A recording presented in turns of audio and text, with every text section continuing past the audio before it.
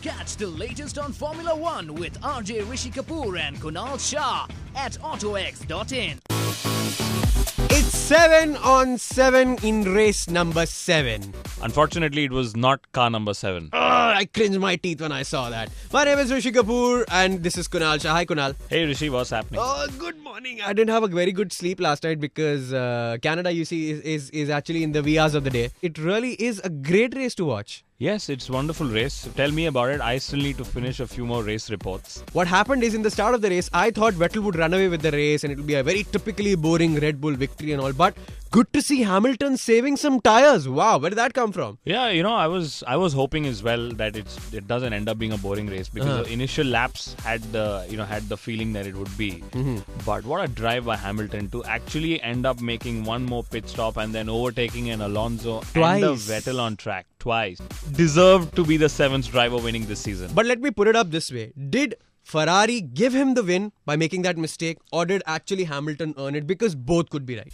Actually, I think Hamilton earned it. Okay, there would have been a really strong fight.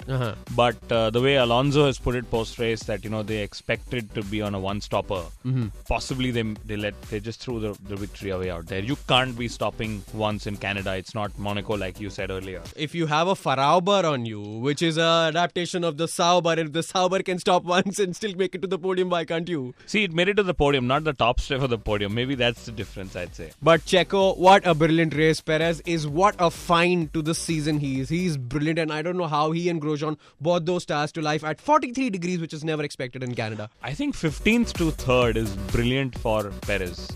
I don't know why Montezemolo still thinks he's not mature enough to be a Ferrari driver. And coming to Grosjean, okay, he and Alonso pitted on the same lap.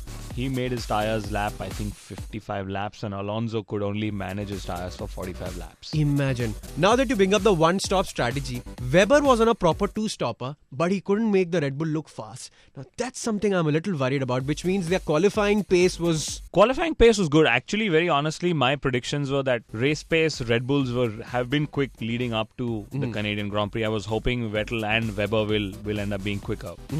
But, well, as they say, tires spiced up the racing. So it's just tires, and tires. You get your tires, you get your race. You get your tires, you get your race. Somebody who can explain this best is your good friend Jensen Button.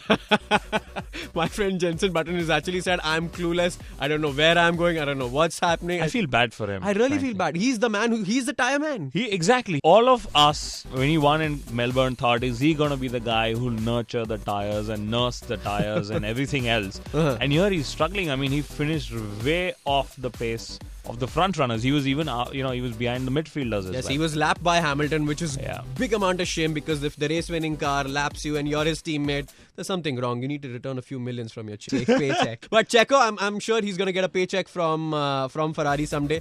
Grosjean, brilliant driver in the making. But tell me, Karthikeyan, our man, where's his season going? I don't see it going anywhere. Even that new rear wing couldn't bring no grace to the team. I was extremely disappointed with his qualifying because he was a second down on De La Rosa, who was actually quicker than the Marussia racing cars. Oh. So I would have really hoped that he would have made the best out of a new rear wing coming his way. And in the race, it's going to be difficult to assess if he could have gone better. No, both HRTs, withdrew because of brake-related problems. The bad luck magnets of this Grand Prix year are Felipe Massa. He was doing extremely well. Yeah. He just raced like a lion and then suddenly spun on the corner one and then whatever happened to his race. Maybe he's super excited that he's found his super speed again, I guess. Yeah, I would want to believe in that. He could see the bait in the car in front of him and then he just messed it up. But Michael Schumacher, I think he should just tell Mercedes, I think he'll give it up.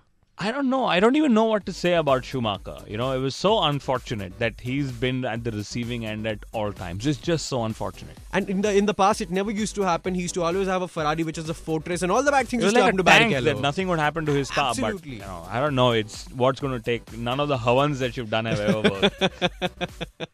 All in all, I know that the next track, Valencia, is going to be damn boring. I hate the track from the bottom of my heart. But yes, could it give us an 8th winner? I don't think so. I think the probable winners have won. If it's a Lotus in the reckoning, it might just be. We'll catch you for the Grand Prix. But thank you so much, Kunal. Thank you for being here. And I'm going to make a confession. I'm going to walk up to a priest close to my house and kill somebody at Mercedes. You with me? Undercover. All right then. Catch the latest on Formula One with RJ Rishi Kapoor and Kunal Shah at autoX.in.